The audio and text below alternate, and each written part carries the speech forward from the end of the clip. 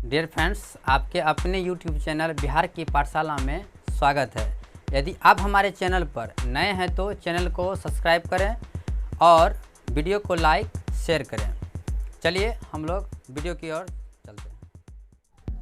Dear friends, आज के इस वीडियो में हम लोग क्लास 10 के फिजिक्स के चैप्टर प्रकाश का परावर्तन रिफ्लेक्शन ऑफ लाइट और प्रकाश का अपवर्तन रिफ्रैक्शन ऑफ लाइट, ये दो चैप्टर से ऐसे क्वेश्चन को कवर करेंगे जो क्वेश्चन आपके बोर्ड एग्जाम में बार बार रिपीट किया जाता है। और हमें लगता है कि इस वीडियो को आप पूरा देख लेंगे तो इस चैप्टर से संबंधित किसी अन्य वीडियो को देखने की आपको ज़रूरत नहीं होगी। तो चलिए वीडियो को शुरू करते हैं। तो पहला सवाल है हमारा दोस्तों, हजामती दर्पण के रूप में किस दर्पण का उपयोग किया जाता है? तो जैसा कि जानते हैं, हजामती दर्पण जो होता है बाल दाढ़ी बनाने के काम में आता है। तो बड़े वक्रता त्रिज्या वाले अवतल दर्पण जो होते हैं उसका उपयोग हजामती दर्पण के रूप में किया जाता है। तो इसका सही आंसर होगा अवतल दर्पण। इसका सही आंसर होगा अवतल दर्पण। नेक्स्ट क्वेश्चन है, प्रतिबिंब कितने प्रकार के होते हैं? प्रतिबिंब दो प्रकार के होते हैं। क्वेश्चन पूछा गया है प्रतिबिंब कितने प्रकार के होते हैं, तो इसका सही आंसर है दो प्रकार का। एक होता है आभासी प्रतिबिंब या काल्पनिक प्रतिबिंब और दूसरा होता है वास्तविक प्रतिबिंब। तो नेक्स्ट क्वेश्चन को देखते हैं, किस दर्पण को अभिसारी दर्पण कहते हैं? किस दर्पण को अभिसारी दर्पण कहा जाता है? अभिसारी दर्पण जो होता है वो आपका है अवतल दर्पण। इसका जो राइट आंसर होगा वो होगा अवतल दर्पण। नेक्स्ट क्वेश्चन को देखते हैं। हमारा नेक्स्ट क्वेश्चन है, साइड मिरर के रूप में, साइड मिरर के रूप में किस दर्पण का उपयोग होता है? जैसा कि जानते हैं, साइड मिरर का मतलब पीछे देखने के आईना के रूप में हमेशा जो होता है वो उत्तल दर्पण का उपयोग होता है। तो इस क्वेश्चन का जो राइट आंसर है वो है आपका उत्तल दर्पण।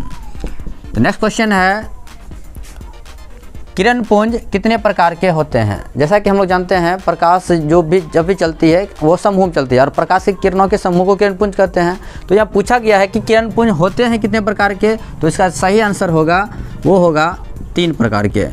अब नेक्स्ट क्वेश्चन को देखते हैं, प्रकाश के परावर्तन के कितने नियम हैं? प्रकाश के परावर्तन के 2 नियम होते हैं। प्रकाश के परावर्तन के 2 नियम हैं। तो ये क्वेश्चन तो आप लोग जानते ही होंगे कि प्रकाश का परावर्तन के पहला नियम के अनुसार आपतित किरण, परावर्तित किरण और अपतन बिंदु पर डाला गया लंब तीनों एक ही तल में होते हैं। साथ ही साथ इसके दूसरे नियम के अनुसार अपतन कोण परावर्तन कोण के बराबर होता है। इसके बाद का क्वेश्चन देखते हैं हमारा क्या है, प्रतिबिंब की ऊंचाई और वस्तु की ऊंचाई के अनुपात को क्या कहते हैं? तो इसका जो सही आंसर होगा वो होगा आवर्धन। आवर्धन को हम लोग m से सूचित करते हैं। तो प्रतिबिंब की ऊंचाई और वस्तु की ऊंचाई के अनुपात को आवर्धन कहा जाता है। आवर्धन को हम लोग m से सूचित करते हैं। तो नेक्स्ट क्वेश्चन है हमारा, वस्तु दूरी बराबर प्रतिबिंब दूरी किस दर्पण के लिए सत्य होता है? यानी कि वस्तु दूरी प्रतिबिंब दूरी ये होता है समतल दर्पण में। इस क्वेश्चन का सही आंसर है समतल दर्पण। नेक्स्ट क्वेश्चन को देखते हैं। हमारा नेक्स्ट क्वेश्चन है, समतल दर्पण किसी वस्तु का किस प्रकार का प्रतिबिंब बनाता है? समतल दर्पण में किसी भी वस्तु को कहीं पर भी रखा जाए तो उसका प्रतिबिंब हमेशा सीधा होता है। सीधा प्रतिबिंब को आभासी प्रतिबिंब भी कहते हैं। तो प्रतिबिंब की प्रकृति क्या होगी? आभासी होगी और आभासी प्रतिबिंब हमेशा वस्तु की अपेक्षा क्या होता है? सीधा। ठीक है। तो नेक्स्ट क्वेश्चन को देखते हैं। हमारा नेक्स्ट क्वेश्चन है, किस प्रकार के प्रतिबिंब को पर्दे पर प्राप्त किया जाता है? इसका जो सही आंसर है वो है वास्तविक प्रतिबिंब को। जैसा कि जानते हैं दोस्तों, प्रतिबिंब 2 प्रकार का होता है, एक काल्पनिक प्रतिबिंब और एक आभासी प्रतिबिंब। तो वास्तविक प्रतिबिंब को हमेशा पर्दे पर प्राप्त किया जाता है क्योंकि यह वस्तु की अपेक्षा हमेशा क्या बनता है? उल्टा। ठीक है। आइए नेक्स्ट क्वेश्चन को देखते हैं। किसी गोलीय दर्पण के मध्य बिंदु को क्या कहते हैं? किसी गोलीय दर्पण के मध्य बिंदु को हम लोग ध्रुव कहते हैं। ध्रुव, किसी भी गोलीय दर्पण के मध्य बिंदु को ध्रुव कहते हैं और ध्रुव को बड़ी P से सूचित किया जाता है। ध्रुव को बड़ी P से सूचित किया जाता है। तो आइए देखते हैं नेक्स्ट क्वेश्चन को। गोलीय दर्पण कितने प्रकार के प्रतिबिंब गोलीय दर्पण कितने प्रकार के होते हैं? गोलीय दर्पण कितने प्रकार के होते हैं? इसका जो सही आंसर है वो है 2 प्रकार का। अगर आपसे पूछा जाए वो कौन कौन सा प्रकार है, तो वो है पहला अवतल दर्पण और दूसरा है उत्तल दर्पण। तो नेक्स्ट क्वेश्चन है हमारा, दर्पण के सामने बने प्रतिबिंब की प्रकृति क्या होती है। कोई भी दर्पण हो, अगर वो किसी भी वस्तु का प्रतिबिंब अपने सामने बनाता है तो वो प्रतिबिंब हमेशा सीधा नहीं बल्कि उल्टा होता है, और उल्टा प्रतिबिंब हमेशा जो होता है वास्तविक होता है। तो यहाँ प्रतिबिंब की प्रकृति में हम लोग दे सकते हैं वास्तविक प्रतिबिंब। वास्तविक प्रतिबिंब दर्पण के हमेशा सामने बनता है और ये वस्तु की अपेक्षा उल्टा होता है। तो आइए देखते हैं नेक्स्ट क्वेश्चन को। तो दोस्तों क्वेश्चन नंबर 14 को देखते हैं। डॉक्टरों के द्वारा रोगियों के नाक, कान, आँख, गला आदि के रोगों को देखने के लिए किस दर्पण का उपयोग किया जाता है। डॉक्टर जो होते हैं वे रोगियों के नाक, कान, आँख, गला आदि की बीमारियों के बारे में जो पता करते हैं वो अपने आँखों में अवतल दर्पण को लगाते हैं। ठीक है, तो इसका सही आंसर होगा अवतल दर्पण, अवतल दर्पण। और बात यहाँ अगर आ जाए कि अवतल दर्पण का ही उपयोग क्यों किया जाता है, क्योंकि अवतल दर्पण जो होते हैं प्रकाश की किरण पुंज को एक बिंदु पर जमा करती है या बोलें तो अभिसरित करती है। ठीक है, इससे कि स्पष्ट रूप से डॉक्टरों को दिखाई देता है। नेक्स्ट क्वेश्चन को देखते हैं। अवतल दर्पण के सामने अनंत पर स्थित वस्तु का प्रतिबिंब कहाँ बनेगा। अवतल दर्पण के सामने वस्तु की स्थिति अनंत पर है तो इस वस्तु का प्रतिबिंब दर्पण के सामने बनेगा या दर्पण के किस स्थान पर बनेगा। तो इसका राइट आंसर होगा दर्पण के मुख्य फोकस पर, दर्पण के मुख्य फोकस यानी एफ पर बनेगा। अगर हम किसी अवतल दर्पण में वस्तु को अनंत पर रखते हैं तो उस वस्तु का प्रतिबिंब दर्पण के मुख्य अक्ष पर, मुख्य फोकस पर स्थित होता है। ठीक है, नेक्स्ट क्वेश्चन है हमारा, किस दर्पण में वास्तविक एवं आभासी दोनों प्रकार का प्रतिबिंब बनता है। क्वेश्चन कह रहा है क्या, किस प्रकार के दर्पण में वास्तविक और आभासी दोनों प्रकार का प्रतिबिंब बनता है। तो इस क्वेश्चन का जो सही आंसर होगा वो होगा हमारा अवतल दर्पण, वो होगा हमारा अवतल दर्पण। तो दोस्तों यहाँ पर ध्यान देंगे, समतल दर्पण किसी वस्तु का हमेशा आभासी प्रतिबिंब बनाता है जो कि आभासी प्रतिबिंब दर्पण के पीछे बनता है, और जबकि उत्तल दर्पण किसी भी वस्तु का हमेशा वो भी आभासी प्रतिबिंब बनाता है और वो प्रतिबिंब हमेशा दर्पण के पीछे होता है, लेकिन वो दर्पण के मध्य बिंदु P और ध्रुव, दर्पण के ध्रुव और उसके मुख्य फोकस के बीच स्थित होता है।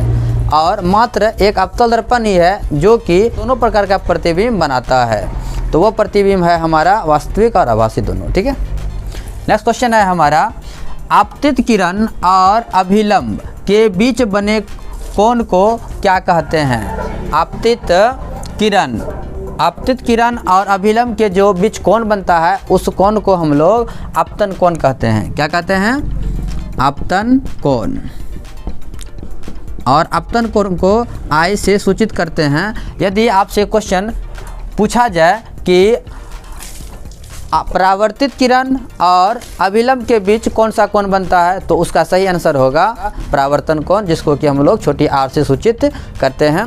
तो आइए नेक्स्ट क्वेश्चन को देखते हैं। हमारा नेक्स्ट क्वेश्चन है, किसी प्रकाश स्रोत से आने वाली किरण को क्या कहते हैं। जब प्रकाश की किरण किसी प्रकाश स्रोत से चलती है और वो आकर के किसी परावर्तक सतह जैसे कि चमकीली सतह या परावर्तक सतह या किसी दर्पण पर पड़ती है तो उस किरण को हम लोग कहते हैं आपतित किरण। किसी स्रोत से आने वाली किरण को ही कहा जाता है आपतित किरण। तो इस क्वेश्चन का राइट आंसर है आपतित किरण। तो नेक्स्ट क्वेश्चन है हमारा, प्रकाश के परावर्तन के नियम से आपतन कोण आई किस कोण के बराबर होता है। प्रकाश के परावर्तन के दूसरे नियम से के अनुसार आपतन कोण आई परावर्तन कोण आर के बराबर होता है। तो इस क्वेश्चन का राइट आंसर होगा परावर्तन कोण, और परावर्तन कोण को हम लोग आर से सूचित करते हैं। तो हमारा नेक्स्ट क्वेश्चन है, फोकस दूरी एफ, छोटी एफ और वक्रता त्रिज्या आर की क्या होती है। फोकस दूरी f जो होती है वो वक्रता त्रिज्या r की क्या होती है। तो इसका करेक्ट आंसर होगा वो आधी होती है। ठीक है। तो नेक्स्ट क्वेश्चन को देखते हैं, किसी गोलीय दर्पण में एफ आर और भी में क्या संबंध है। एफ जो है हमारा फोकस दूरी है, आर वक्रता त्रिज्या है और भी जो है वो प्रतिबिंब की दूरी है। तो इन तीनों में संबंध है 1/f equal to 1/v plus 1/u। इसको हम लोग दर्पण सूत्र के नाम से भी जानते हैं। ब्रैकेट में हम लिख देते हैं इसको दर्पण सूत्र। इसको हम लोग दर्पण सूत्र के नाम से भी जानते हैं। तो हमारा नेक्स्ट क्वेश्चन है, आवर्धन का ऋणात्मक मान क्या सूचित करता है। आवर्धन का ऋणात्मक मान यह सूचित करता है कि प्रतिबिंब वास्तविक है। प्रतिबिंब वास्तविक है अर्थात प्रतिबिंब दर्पण के सामने बन रहा है। ठीक है। तो आइए नेक्स्ट क्वेश्चन है हमारा, अवतल दर्पण में प्रकाश का परावर्तन दर्पण के किस सतह से होता है। अवतल दर्पण में प्रकाश का परावर्तन दर्पण के भीतरी सतह से होता है, जबकि उत्तल में बाहरी सतह से होता है। तो अवतल दर्पण में इसका होता है भीतरी सतह से। इस क्वेश्चन का तो राइट आंसर है भीतरी सतह से। अवतल दर्पण में प्रकाश का परावर्तन दर्पण के भीतरी सतह से होता है, जबकि उत्तल दर्पण में प्रकाश का परावर्तन दर्पण के बाहरी सतह से होता है। नेक्स्ट क्वेश्चन है, किस प्रकार के किरण पुंज में किरणों के बीच की दूरी समान होती है। जैसा कि जानते हैं किरण पुंज 3 प्रकार के होते हैं, समांतर, अभिसारी और अपसारी। तो उनमें से पूछा जा रहा है कि किस प्रकार के किरण पुंज में किरणों के बीच की दूरी जो होती है वो समान होती है। तो इसका सही आंसर है वो होगा समांतर किरण पुंज में, समांतर किरण पुंज। नेक्स्ट क्वेश्चन है हमारा, दो समतल दर्पण के मध्य स्थित वस्तु का कितना प्रतिबिंब प्राप्त होगा। दो समतल दर्पण के मध्य में यदि हम किसी वस्तु को रख देते हैं तो उस वस्तु का प्रतिबिंब जो बनेगा उनकी संख्या अनंत होगी। दो समतल दर्पण के बीच किसी भी वस्तु को रखने पर उन वस्तुओं का प्रतिबिंब जो बनते हैं उनकी संख्या अनंत होती है, यानी कि हम उनको काउंटिंग कर नहीं सकते हैं। ठीक है। तो आइए देखते हैं अब नेक्स्ट क्वेश्चन को। देखते हैं क्वेश्चन नंबर 26 को, प्रकाश के अपवर्तन के कितने नियम हैं। तो इसका सही आंसर है 2 नियम। प्रकाश के अपवर्तन के 2 नियम होते हैं। तो नेक्स्ट क्वेश्चन है हमारा, स्नेल का नियम क्या है। तो स्नेल का नियम जो होता है वो है sin I बटे sin R बराबर एक नियतांक। sin I बटे sin R बराबर एक नियतांक, या हम यहाँ म्यू भी दे सकते हैं। ठीक है। तो नेक्स्ट क्वेश्चन है हमारा, प्रकाश के गमन के आधार पर माध्यम कितने प्रकार के होते हैं। जब प्रकाश किसी स्रोत से निकलती है तो वे गमन करती है, एक जगह से दूसरी जगह जाती है। तो प्रकाश से गमन करने के आधार पर माध्यम को हम 2 भागों में बांटते हैं। उसका सही आंसर होगा 2 माध्यम। पानी में प्रकाश की चाल कितनी होती है पूछा जा रहा है। पानी में प्रकाश की चाल जो होती है वो होती है 2,25,000 2,25,000 किलोमीटर प्रति सेकेंड, यानी कि 1 सेकेंड में प्रकाश पानी में 2,25,000 किलोमीटर की दूरी को तय करती है। तो नेक्स्ट क्वेश्चन है हमारा, प्रकाश वर्ष किसका मात्रक होता है। प्रकाश वर्ष ये दूरी का मात्रक होता है। बहुत अधिक दूरी को, लंबे दूरी को मापने के लिए प्रकाश वर्ष का उपयोग किया जाता है। तो नेक्स्ट क्वेश्चन है हमारा, कांच प्रकाश के लिए किस प्रकार का माध्यम है। कांच जो है वो प्रकाश के लिए किस प्रकार का माध्यम है। तो इसका सही आंसर है पारदर्शी माध्यम। पारदर्शी माध्यम यानी कि ट्रांसपेरेंट मीडियम। ठीक है। तो नेक्स्ट क्वेश्चन है हमारा, प्रकाश की चाल सबसे अधिक किस में होती है। प्रकाश जब गमन करती है, जैसा कि हम लोग जाने अभी, प्रकाश की चाल भिन्न भिन्न माध्यम में भिन्न भिन्न होती है। तो प्रकाश की चाल सबसे अधिक किस में होती है, यानी कि किस माध्यम में प्रकाश की चाल सबसे अधिक होती है। तो वो होगी हमारा शून्य में, या मुक्त आकाश में, मुक्त आकाश में, या निर्वात में। शून्य में प्रकाश की चाल, मुक्त आकाश में और निर्वात में, ये तीनों में, तीनों एक ही हुआ। ठीक है। शून्य को हम लोग मुक्त आकाश भी बोलते हैं या निर्वात भी बोलते हैं, जहाँ की हवा नहीं होती है। तो वैसे स्थान पर प्रकाश की चाल सबसे अधिक होती है। तो हमारा नेक्स्ट क्वेश्चन है, हीरा का अपवर्तनांक कितना होता है। हीरा का अपवर्तनांक 2.42 होता है। हीरा का अपवर्तनांक हीरा का अपवर्तनांक पूछा गया है क्वेश्चन, हीरा का अपवर्तनांक कितना होता है? तो हीरा का अपवर्तनांक 2.42 होता है। इसका अभिप्राय अगर आपसे पूछा जाए कि हीरा का अपवर्तनांक 2.42 होता है, इसका अभिप्राय क्या है? तो इसका अभिप्राय बोलेंगे कि शून्य में प्रकाश की चाल की अपेक्षा, अर्थात निर्वात में प्रकाश चाल की अपेक्षा कांच में प्रकाश का, हीरा में प्रकाश का चाल 2.42 है। ये काट देना इसको। तो जैसा कि हम लोग जाने कि हीरे का अपवर्तनांक 2.42 होता है और हीरे का अपवर्तनांक 2.42 होता है। यही रीज़न है कि प्रकाश की चाल सबसे कम जो होती है वो हीरे में होती है। और इसका तात्पर्य ये है कि जिस पदार्थ का अपवर्तनांक जितना ही कम होता है उसमें प्रकाश की चाल उतना ही अधिक होती है, और जिस पदार्थ का अपवर्तनांक जितना ही अधिक होता है उसमें प्रकाश की चाल उतना ही कम होती है। ठीक है, तो नेक्स्ट क्वेश्चन को देखते हैं।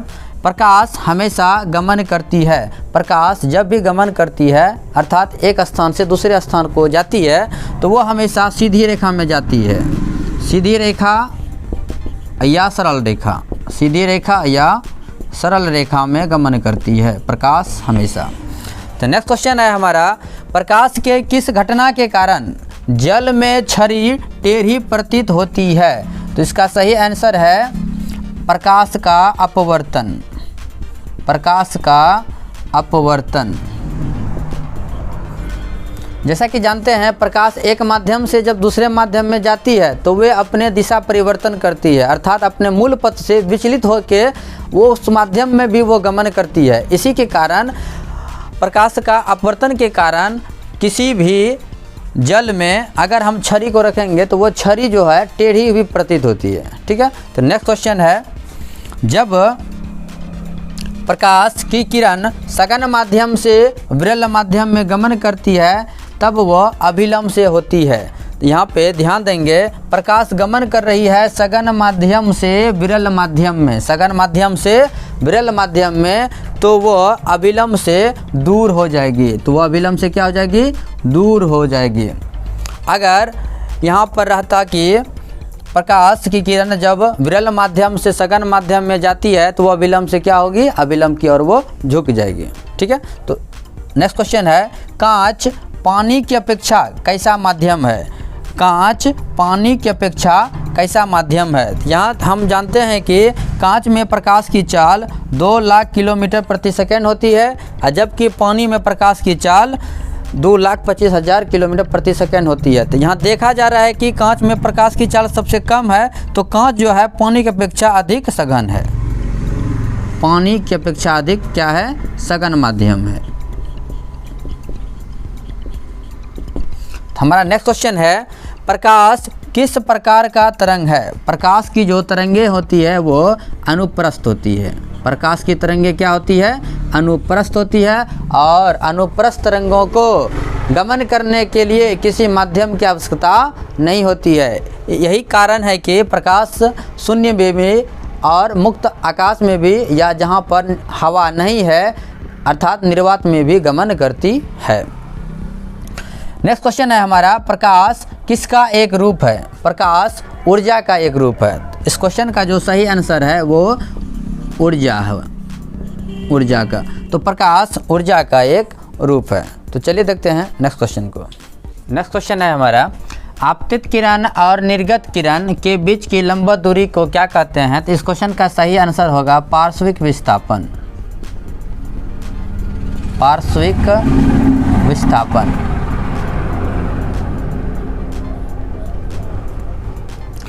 इसके बाद हमारा नेक्स्ट क्वेश्चन है, लेंस कितने प्रकार के होते हैं?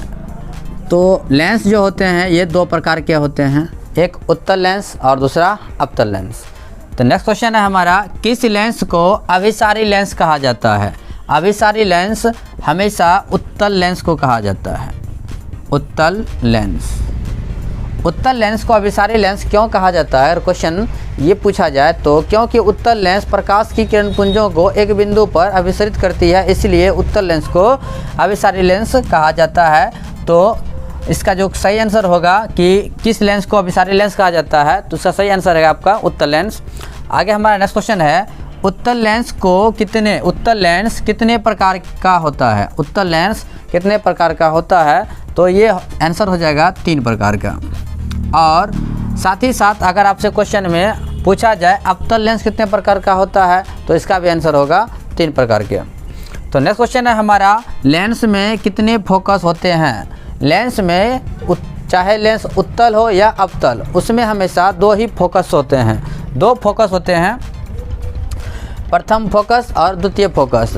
तो प्रथम फोकस को ही लेंस का मुख्य फोकस माना जाता, द्वितीय फोकस को ही लेंस का मुख्य फोकस माना जाता है।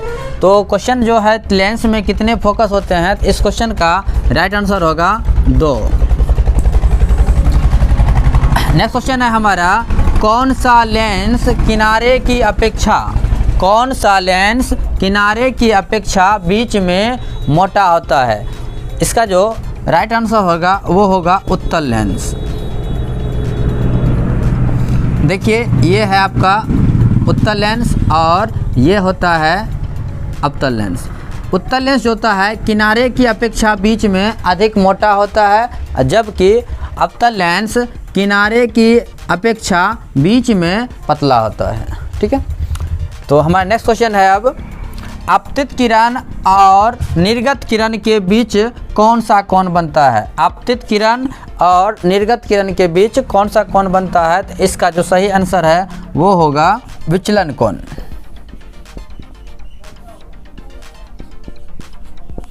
तो आपतित किरण और निर्गत किरण के बीच का कोण जो होता है वो होता है विचलन का कोण। आपतित किरण और निर्गत किरण के बीच का जो कोण होता है वो होता है विचलन का कोण, और इस क्वेश्चन का सही आंसर है विचलन का कोण। इसके बाद हमारा नेक्स्ट क्वेश्चन, प्रिज्म का अपवर्तक कोण अधिक होने पर विचलन कोण पर क्या प्रभाव पड़ता है?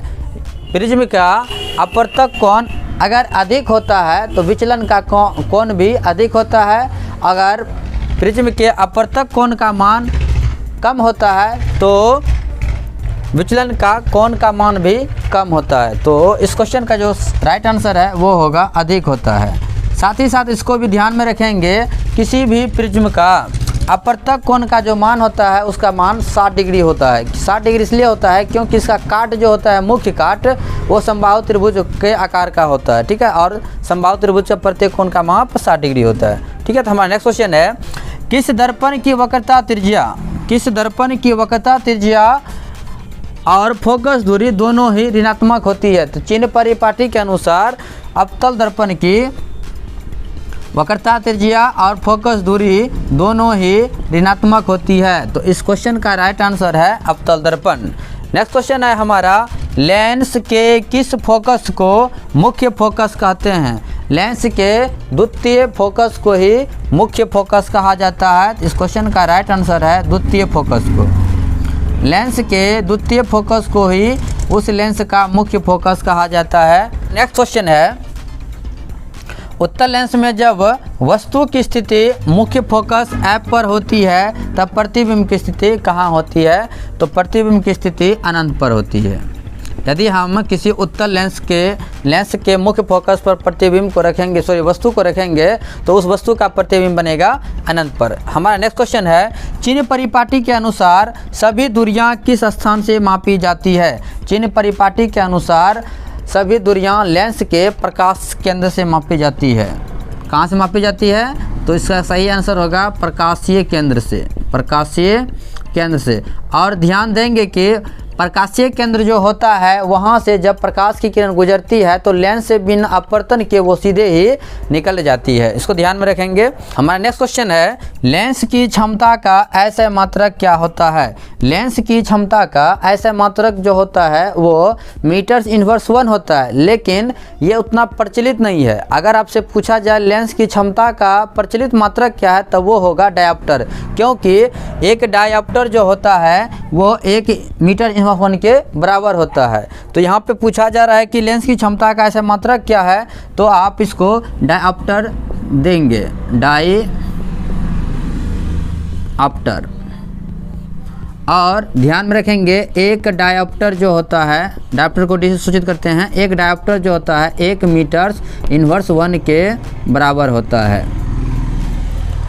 डायोप्टर लेंस का प्रचलित मात्रक होता है, जबकि इसका ऐसे मात्रक मीटर इनवर्स 1 ही होता है। Thank you. नेक्स्ट क्वेश्चन देखते हैं। हमारा नेक्स्ट क्वेश्चन है, निर्वात में प्रकाश की चाल कितनी होती है? निर्वात में प्रकाश की चाल 3 लाख किलोमीटर 3 लाख किलोमीटर प्रति सेकंड होती है, और ये मान जो होता है वो लगभग में रहता है, ठीक है, एक्यूरेट मान नहीं है, लेकिन हम लोग गणना के आधार पर मान लेते हैं निर्वात में प्रकाश की चाल 3 लाख किलोमीटर प्रति सेकंड होती है। तो हमारा नेक्स्ट क्वेश्चन है, लेंस सूत्र लिखें। तो लेंस सूत्र होता है 1/f = 1/v - 1/u। अगर लेंस पूछा जाएगा तो माइनस लगा देना है, और दर्पण उसका सूत्र पूछे तो प्लस ही रहेगा। तो इसके बाद नेक्स्ट क्वेश्चन है, चीनी परिपाटी के अनुसार अवतल लेंस की फोकस दूरी होती है। चीनी परिपाटी के अनुसार अवतल लेंस की जो फोकस दूरी होती है वो धनात्मक होती है, धनात्मक। तो नेक्स्ट क्वेश्चन है हमारा, आवर्धन का मात्रक क्या होता है? आवर्धन का मात्रक क्या होता है? आवर्धन का मात्रक नहीं होता है। आवर्धन का कोई भी मात्रक नहीं होता है, क्योंकि यह मात्रक विहीन होता है। और ये मात्रक विहीन क्यों होता है? क्योंकि आवर्धन जो होता है प्रतिबिंब की ऊंचाई और वस्तु की ऊंचाई का अनुपात होता है। जब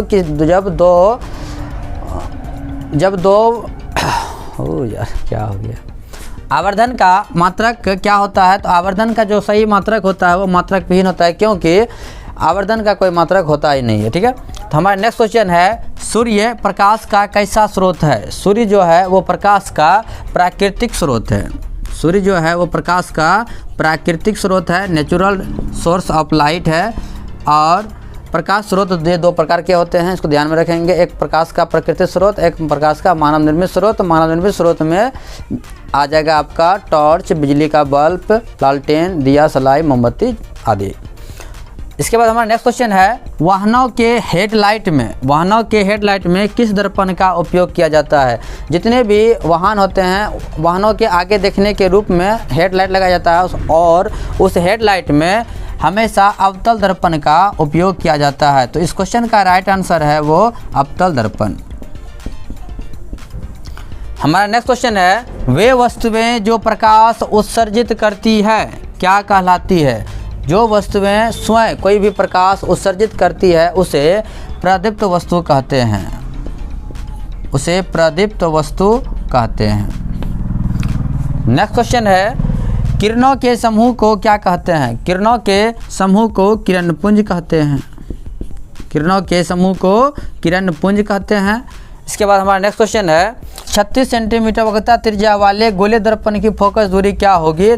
तो इसका जो राइट आंसर होगा वो होगा 18 सेंटीमीटर, और प्लस दिया तो प्लस हम भी दे सकते हैं। और ध्यान देंगे कि F = R/2, किसी गोले दर्पण में F और R में जो संबंध होता है वो F जो होती है वक्रता त्रिज्या की आधी होती है। यहाँ से वक्रता त्रिज्या दे रखी थी 36 सेंटीमीटर, और इसका आधा किए तो वो हो गया 18 सेंटीमीटर, ठीक है। तो हमारा नेक्स्ट क्वेश्चन है, दर्पण में आवर्धन का मान क्या होता है? दर्पण में आवर्धन का जो मान होता है वो ऋणात्मक होता है। दर्पण में आवर्धन का मान ऋणात्मक होता है, जबकि लेंस में इसका मान क्या होता है? धनात्मक। तो लेंस में आवर्धन m बराबर फॉर्मूला भी होता है -v/u। यदि लेंस पूछा जाए तो वो सिंपल हो जाएगा m = v/u। तो चलिए आज का इस वीडियो में हम लोग इतना सारे क्वेश्चन को कवर किए, और हमें आशा है कि ये क्वेश्चन आप लोगों के लिए बहुत ही हेल्पफुल होगी। और हमारे चैनल पर नए हैं तो चैनल को सब्सक्राइब करें, और वीडियो अच्छा लगा हो तो वीडियो को ज़रूर लाइक करें, सब्सक्राइब और शेयर करें, ठीक है।